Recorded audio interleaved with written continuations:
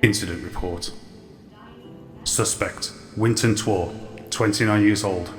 Origin, Crocial System. Personal file, CSW 5432 DW212, was apprehended in the act of smuggling sentient cargo through the UAE systems. Suspect attempted to land on Killian system using forged reg tags.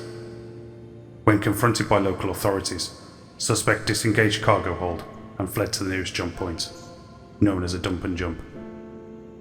Advocacy agents intervened in terror, disabling suspect's vessel and boarded.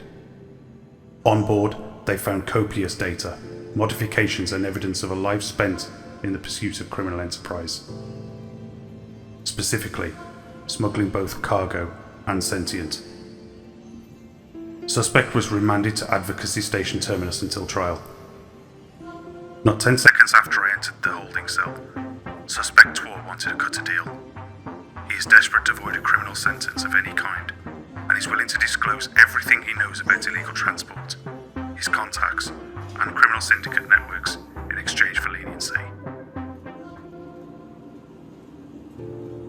He claims to have an intimate knowledge of the following subjects, but refuses to comply further until he has a proper deal, exonerating him from past crimes. Twor will explain the types of modifications the standard smuggling vessel will undergo, including, but not limited to, dummy cargo holds and transport techniques, as well as a list of mechanics that will make the conversions. Apparently, there are very few specialty cargo holds designed and built exclusively for smuggling. In order to elude detection, most smuggling holds are bought through legitimate dealers, then converted to the smuggler's specifications. Modifications can include scan shielding and/or the more expensive projection shielding, making the contents appear as something legitimate on scan. For the smuggler elite, an underground engineer has been perfecting a new type of emitter that can actually dampen the effects of our scanners directly.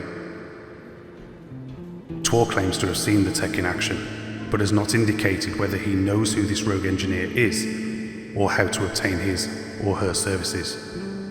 If true, we should alert all customs and border agents of this new tech's existence.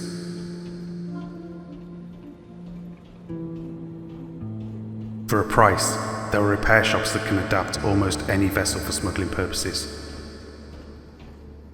This process will effectively strip and rebuild the interior of the vessel, creating hidden compartments and panels throughout the ship. While this operation cuts down on the overall cargo capacity, it does make it more difficult to find smaller contraband. Twor offered up one such shop as a token of good faith, Cass's haul and trunk repair Idris system, personal file attached, but claims to know at least 6 more.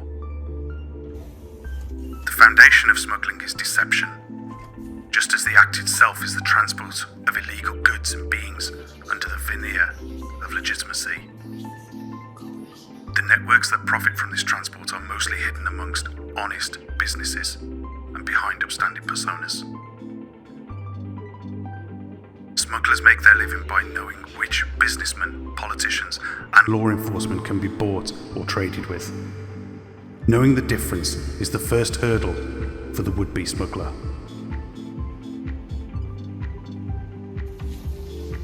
Transacting with unconnected employers carries its own set of benefits and dangers.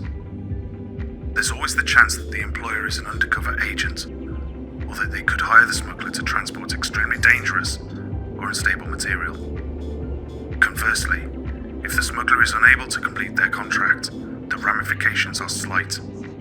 Their employer might put a bounty on the smuggler, but it will be small and avoidable.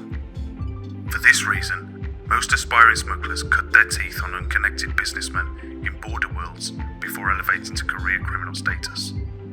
The syndicates. According to latest studies, criminal syndicates generate 28% of their revenue from the sale and transportation of stolen or illegal merchandise. Working for a syndicate usually pays significantly less than independent contractors, but you can rely on the syndicate's established work of corrupt officials and landing parks. this may sound preferable, egregious failure to complete a syndicate contract will most certainly result in an execution order. Not to mention, the legal penalties are significantly higher if you are arrested in the employ of a criminal organisation.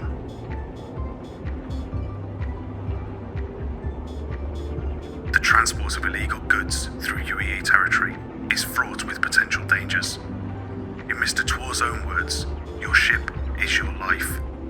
You make sure that baby's greased in all the right spots. Last thing you want is something mechanical to fail when you need it.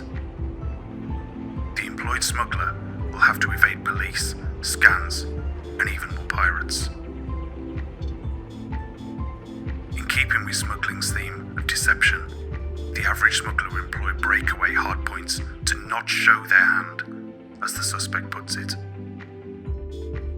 I might have 3, 4 additional thrusters on my craft, but I ain't gonna show them off. I'm gonna hide them. It's all about perception.